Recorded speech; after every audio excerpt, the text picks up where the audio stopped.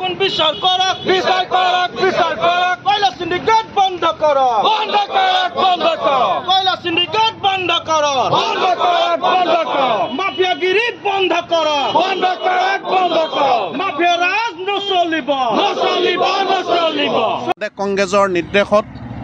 আমি বিশ্বনাথ জিলা কংগ্ৰেছে আজি তীব্ৰ প্ৰতিবাদী কাৰ্যসূচী ৰূপায়ণ কৰিছোঁ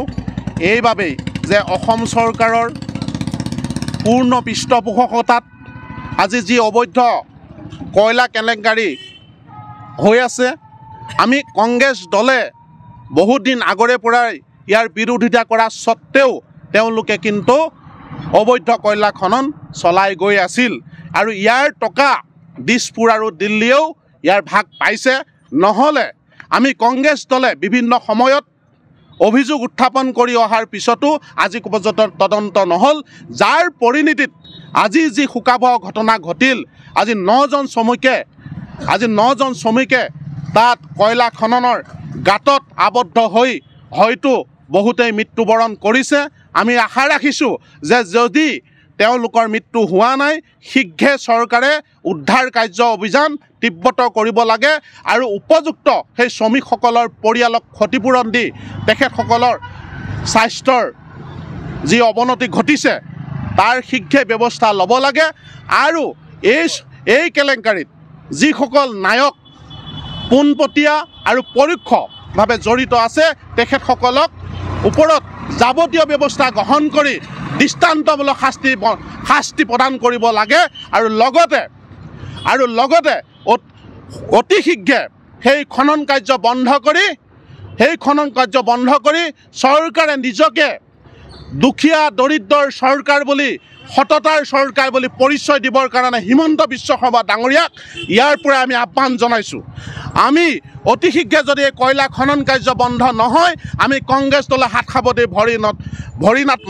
সাৱটি বহি নাথাকোঁ দুগুণ তীব্ৰতৰ হ'ব ইয়াতকৈ প্ৰতিবাদ জংগী আন্দোলন যাব আৰু যদি এই কাৰ্যৰ কাৰণে যদি অসমত এটা অনাহত পৰিস্থিতিৰ সৃষ্টি হয় ইয়াৰ বাবে দায়ী গৃহ বিভাগৰ দায়িত্বত থকা মন্ত্ৰী হিমন্ত বিশ্ব শৰ্মা ডাঙৰীয়া গতিকে অতি শীঘ্ৰে সকলো ধৰণৰ কেলেংকাৰী বন্ধ কৰি প্ৰতিটো কেলেংকাৰীয়ে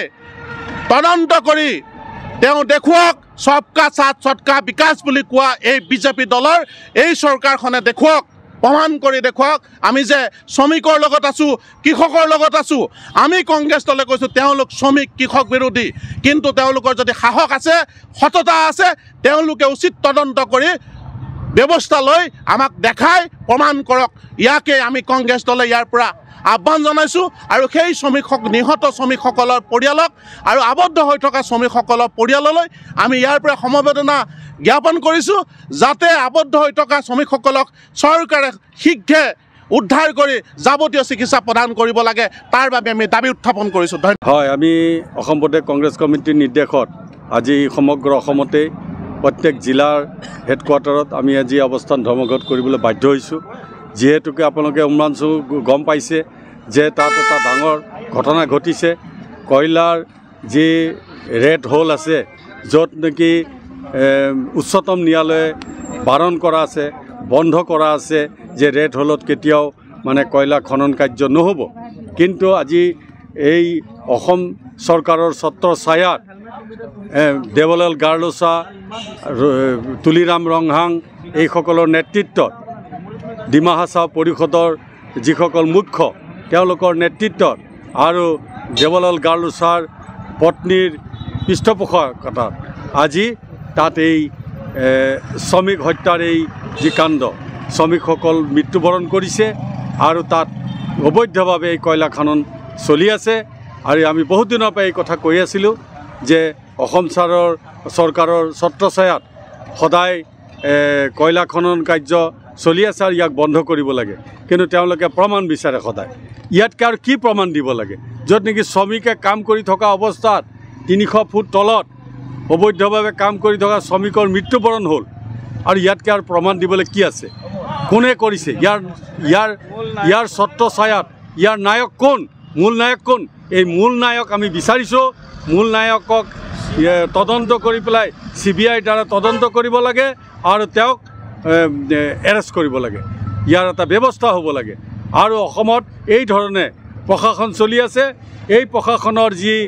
সোপা ধলা ব্যৱস্থা, যিবিলাক মিছা কথা কোৱা তেওঁলোকৰ যি ব্যৱস্থা, এইবিলাক আমি সদায় প্ৰতিবাদ কৰি আহিছোঁ। আৰু অসম চৰকাৰে নিপাত যাওক। এই অসম চৰকাৰে এনেকুৱা ধৰণৰ কাম কৰি পেলাই আজি দুখীয়া মানুহৰ তেজ শুই খাইছে, দুখীয়া শ্ৰমিকসকলক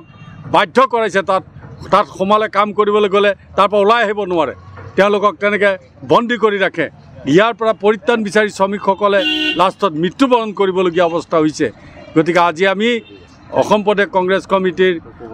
নিৰ্দেশ মতে বিশ্বনাথ জিলা কংগ্ৰেছ কমিটিয়ে আজি ইয়াত আমি এই অৱস্থাত ধৰ্মঘট পালন কৰিছোঁ।